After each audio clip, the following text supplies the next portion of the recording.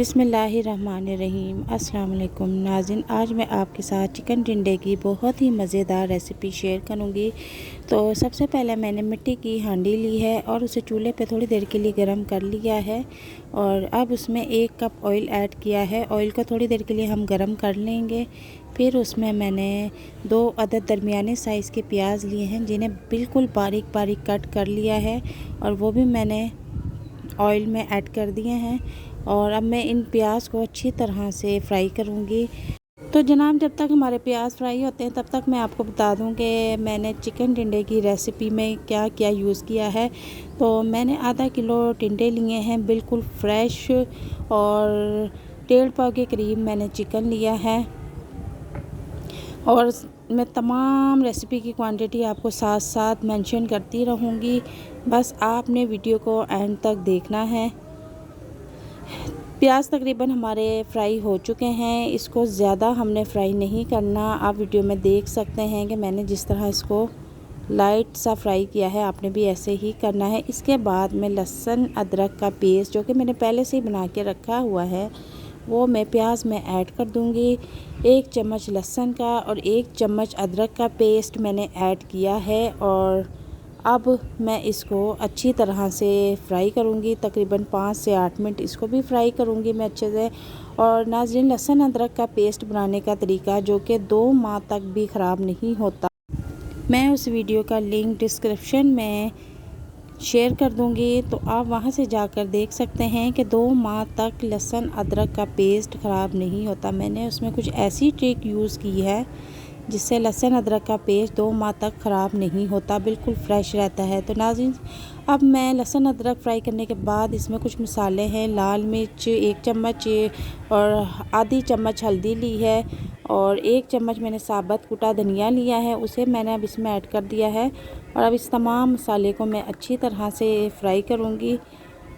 और 5 minute fry करने के बाद मैंने इसमें 2 बड़े साइज़ के टमाटर लिए थे, जो देख रहे हैं आपके, मैंने बिल्कुल बारीक कट करके वो भी मैंने इसमें हांडी में ऐड कर दिए हैं।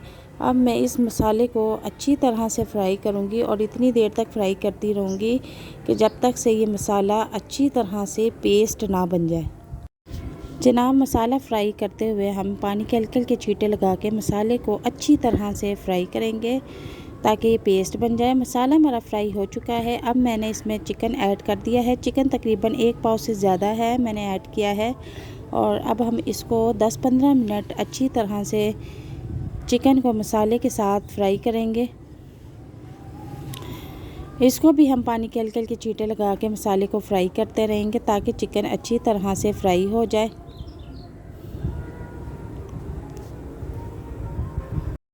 4 से 5 अदद हरी मिर्चें बिल्कुल साबुत वो भी ऐड करूँगी और इसको अब मैं अच्छी तरह से फिर फ्राई करूँगी। और तकरीबन फ्राई करते हुए मुझे 12 से 13 मिनट हो चुके हैं। अब मैंने आधा किलो टिंडे लिए थे जिन्हें मैंने छील के धो के अच्छी तरह से टोकरी में सुखा के रखे हुए हैं। चिकन अच्छी तरह से फ्राई हो चुका है तो मैं उसमें अब टिंडे ऐड कर दूंगी। और आधा किलो टिंडे हैं जिन्हें मैंने इस तरह मोटी शेप में काटा है और पकने के बाद ये बहुत लजीज और मज़ेदार बनते हैं। आप भी इसी तरह इसी शेप में काट के आपने भी इसी रेसिपी से पकाना है और बहुत ही मज़ेदार चिकन टिंडे रेडी होंगे। अब मैं इसे भी 5 से 7 मिनट के लिए फ्राई करूँगी।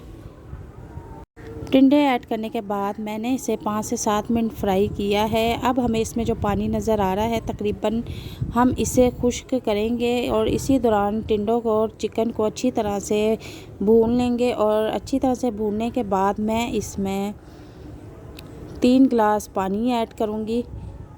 और 3 गिलास पानी ऐड करने के बाद मैं इसे अच्छी तरह से कवर कर दूंगी और तकरीबन 10 से 15 मिनट के लिए मैं इसे लो फ्लेम पर पकने के लिए रख दूंगी ताकि टिंडे और चिकन अच्छी तरह से गल जाए। तो नाज़रीन, मैंने इसमें 3 गिलास पानी ऐड कर दिया है। अब मैं इसे कवर कर दूंगी।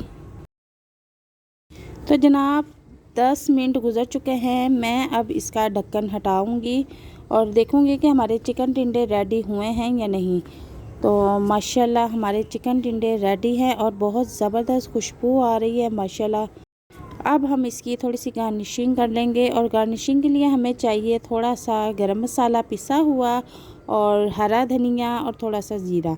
तो गरम मसाला मैंने पहले से ही पीस के रखा हुआ था, तो आधी चम्मच के करीब मैं गरम मसाला इसके ऊपर स्प्रिंकल कर दूंगी।